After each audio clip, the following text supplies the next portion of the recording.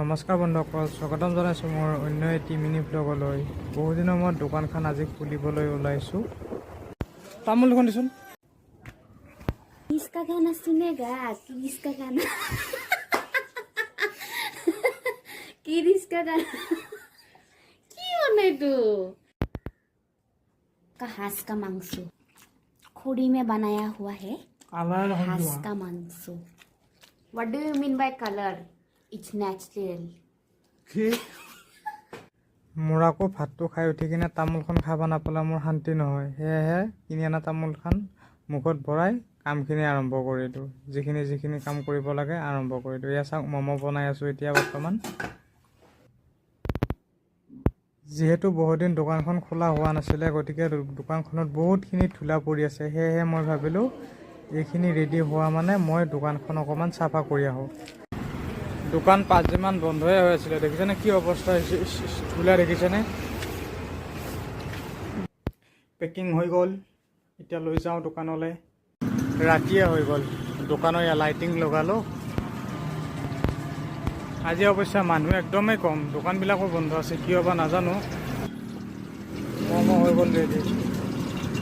এতিয়া চিকেন পকোৰা আৰু ভেজ পকোৰা বনাম। এয়া ফ্ৰাইড ৰাইচ, চব্জি আৰু ইয়াতে আছে চাওমিন। ফোন কৰিছা?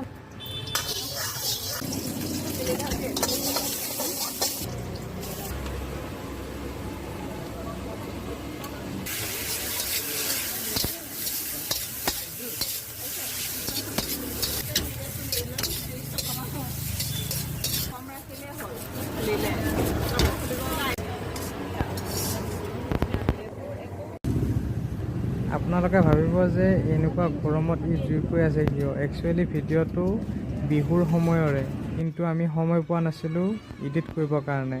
সেয়েহে এতিয়া এডিট কৰি আপোনালোকৰ বাবে আগবঢ়াইছোঁ।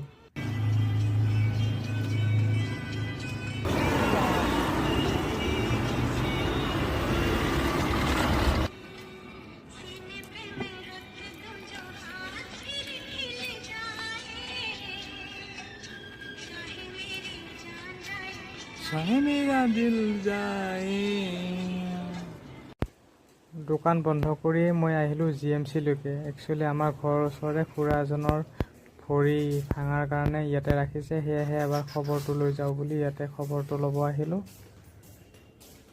হস্পিটেলত প্ৰায় 45 মিনিটমান থাকি ময়ো ৰুমলৈ আহি গ'লোঁ। মই বনাই আনিছিলোঁ ফ্ৰাইড ৰাইচ, সেইখিনি খায়েই শুই থাকিম এতিয়া। মোৰ আজি ভিডিঅ'টো এইখিনিয়ে আছিলে। ধন্যবাদ, বাই বাই।